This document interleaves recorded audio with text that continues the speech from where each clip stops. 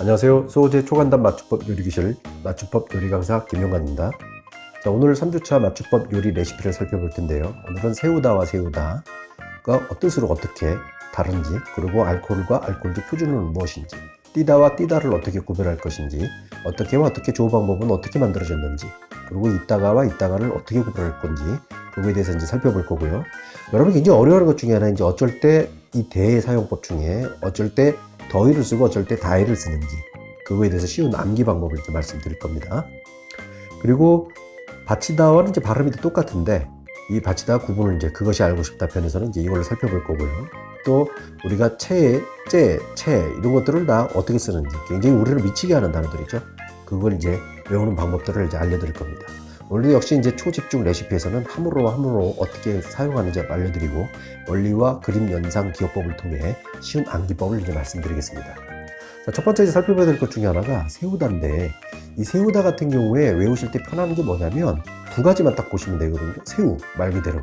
그러니까 우리가 밤을 새우다 그럴 경우 새우잠으로 등 구부리고 새우다 그러죠. 그래서 이 새우를 생각하시면 편해요.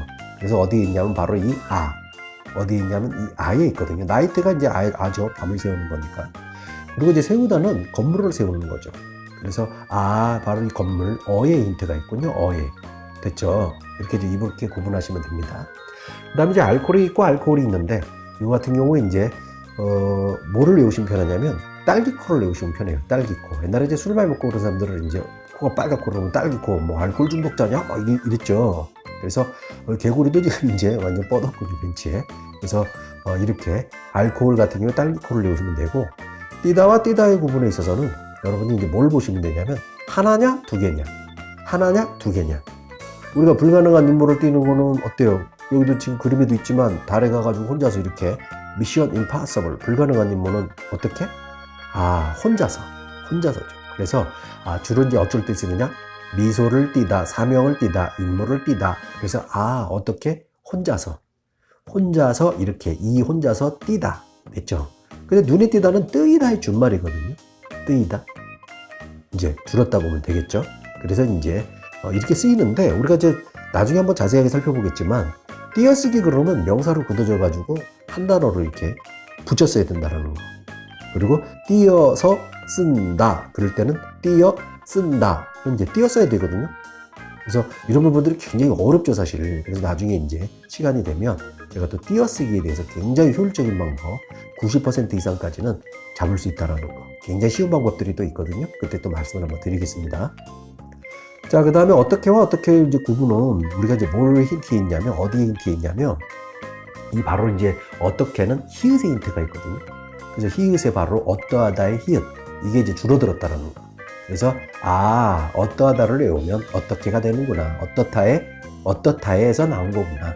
근데 어떻게는 어디에 포인트가 있냐면 바로 이 기억의 포인트가 있거든요. 어떻게 받침의 기억이 있고 어떻게 해에 또 기억이 있죠. 그래서 해가 그대로 살아남아 있고 이렇게, 그리고 기억이 있다라는 거. 그래서 그것만 구분해 주시면 된다라는 거. 됐죠? 이따가와 이따가도 굉장히 헷갈려요 그러는데, 이거는 의미에 따라서 나누시면 되거든요. 의미에. 그래서 어디에 포인트가 있냐면 이 레이터의 포인트가 있거든요. 그래서 레이따 보자. 레이따 주겠어. 레이따 이따가 이렇게 오시면 되죠. 그러면 자연스럽게 이따가는 어때요? 이따가 나간 거죠. 이따가 나간 거죠. 머물다 나간 거죠. 됐죠? 이렇게. 그래서 이제 창밖을 지금 쳐다보고 집에서 이제 머물고 있군요. 자, 대는 이제 우리가 이렇게 보시면 돼요. 뭘 보시면 되냐면 더이냐 나이냐, 그거는 두 가지 딱 보시면 돼요. 굉장히 쉽거든요. 그러니까 뭐냐면 이 더 같은 경우에는 더가 이미 자체가 어로 쓰일 경우에는 과거의 서술어의 그래서 이 더로 쓰일 경우에는 바로 서술어 다로 바꿀 수가 있겠구나. 그래서 서술어 과거의 어로 쓰이는데, 그건 좀 이따 한번 살펴보고요. 자, 친구 말로는 오하영이 참 예쁘대. 그러면 뭐죠? 포인트는 이 대에 있어요. 다이에 있어요. 다이. 그래서 이 대는 바로 뭐다?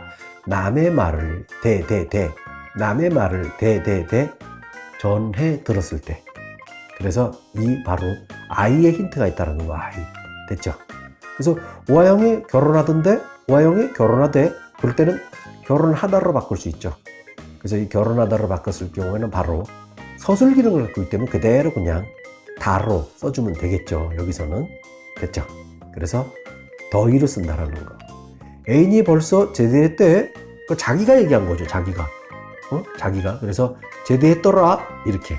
그래서 이 더로 쓴다라는 거. 더. 됐죠? 그래서 근데 이제 예를 들어서 반대로 똑같이 제대했지만 이제 우리가 바꿔보는 거예요. 의미를. 어떻게? 친구 말로는 그가 벌써 제대했대. 그러면 이미 친구 말론이 들어간 거죠. 전에 들은 거죠. 그래서 이렇게 애로, 아이로 쓴다라는 거. 됐죠? 정말 맛있던데 맛있더라는 이제 위에서 아까 우리가 살펴봤지만 바로 이 더와 이 더의 바로 이제 이것이 과거 형태로 쓰였을 때 이렇게 쓰인다라는 거. 그래서 과거 회상의 더는 이 더로 써야 되기 때문에 맛있더라의 덜을 쓰면 안 되겠죠. 자, 그 다음에 우리가 바치다 같은 경우에도 똑같이 어디에 포인트가 있냐면 치는 강세접사, 희는 피동접사.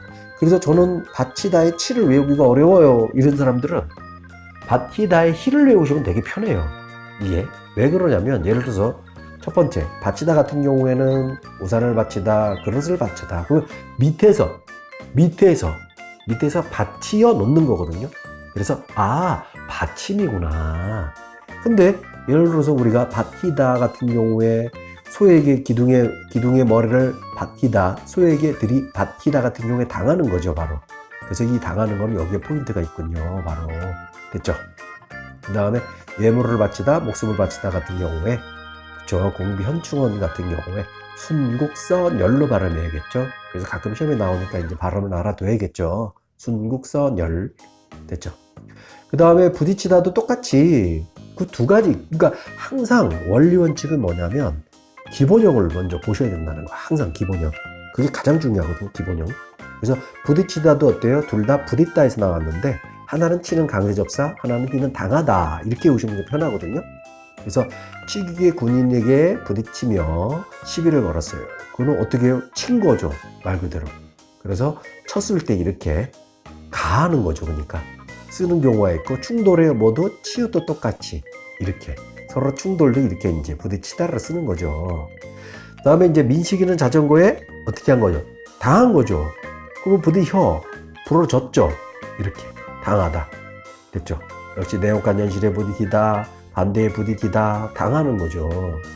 또 반대로 자전거가 마주오는 자동차에 부딪힌 건 어때요? 자전거가 당한 거죠, 자동차에. 그럼 혀를 썼겠죠, 히읗을. 히를 썼겠죠. 근데 자전거가 빗길에 자동차와 부딪힌 거는 부딪힌 거죠. 그럼 충돌이죠. 그러면 치를 쓰면 되겠죠. 그래서 많이 안 어렵죠. 네. 파도가 바위에 부딪힌 것도 의미상으로 이제 살펴보시면 되거든요. 가서 친 거죠. 근데 배가 암초에 부딪힌 거는 당한 거죠. 암초에 배가. 이럴 경우는 히를 쓴다는 됐죠. 그 다음에 채와 채도 역시 어때요? 채 같은 경우에는 척하다. 이걸 외우시면 편해요. 척하다. 어휘를 외우시면 편하죠. 그는 날 보고도 못 본 척했다. 얄팍한 지식을 가지고 되게 아는 척하네. 그래서 이게 참 그렇죠. 우리가 지식이라는 게 굉장히 또 이렇게 뭘 하려다 보면 내가 진짜 그 정도로 남에게 알려줄 정도로 높은 지식을 갖고 있나? 얄팍한 지식으로 괜히 이걸 했다가 남들이 지적하고 하면 또 그 비판을 내가 감당할 멘탈이 될까? 걱정도 많이 하는데, 예. 그래서 근데 이제 중요한 거는 이 세상에 완벽한 사람은 없는 거죠. 그래서 여기도 역시 똑같이 뭐만은 책하다, 뭐만은 처하다, 척하다. 그래서 가끔은 이제 이렇게 암척도 하는 것도 뭐 살아가면서 또 가끔은 필요하지 않나 뭐 이런 생각도 좀 들거든요. 그래야 또 용기를 낼 수 있는 거고. 자, 불을 켠 채로 잠을 잤다 같은 경우에는 뭐를 외우시면 편하냐면 이 아이를 외우시면 편해요. 아이. 상태거든요, 상태. 하영이는 신을 신은 상태로 방으로 갔다. 됐죠? 그래서 관형사형 어미에 대해서는 의존명사 채를 쓰는데 어간과 어미, 관형사 이런 것들은 나중에 이제 기회가 되면 제가 다시 한번 또 외우기 굉장히 쉬운 방법들이 있거든요. 거기에 대해서 한번 또 이제 말씀드리겠습니다. 자, 그래서 이렇게 관형사형 어미는 그냥 쉽게 그렇게 외우시면 편해요. 그냥 수식 기능 갖고 있는 니은이나 리을 뒤에서 주로 이 채가 의존명사로 쓰인다는 거. 됐죠? 그래서 그 다음에 이제 보셔야 될 부분이 바로 이거거든요.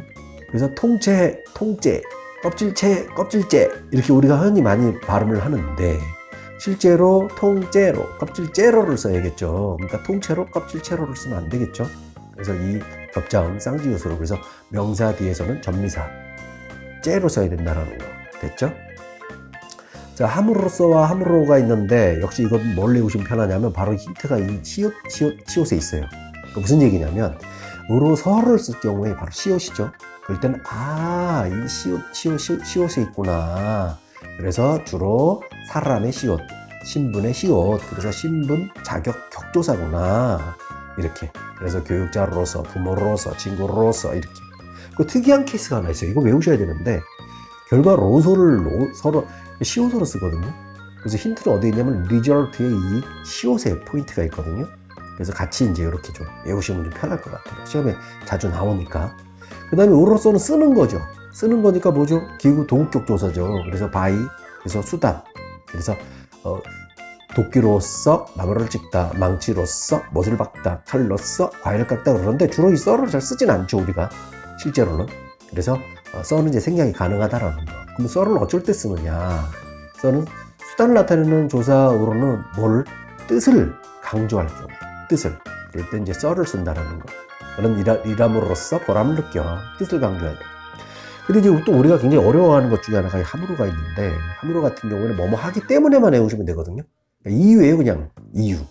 그래서 그는 부지런하기 때문에 잘 산다. 그는 열심히 공부하기 때문에 합격할 것이다. 그는 훌륭한 학자이기 때문에 존경을 받는다. 그래서 이유 까닭을 나타내는 어미로서 그 뒤에 조사 써가 붙을 수 없다라는 거. 됐죠? 그러니까 당연히 뭘 쓸 수 없죠? 무로써란 말을 쓸 수 없다. 무로써. 됐죠? 자, 오늘도 이제 지친 하루, 오늘 나를 잡아줄 한마디는 좋은 열매를 맺으려면 좋은 씨앗을 뿌리라고 그러더라고요. 그래서 오늘도 여러분이 한 걸음 한 걸음 걸어가면서 좋은 열매를 맺기 위해서 좋은 시간을 많이 뿌렸으면 좋겠습니다. 자, 오늘도 수고 많으셨습니다.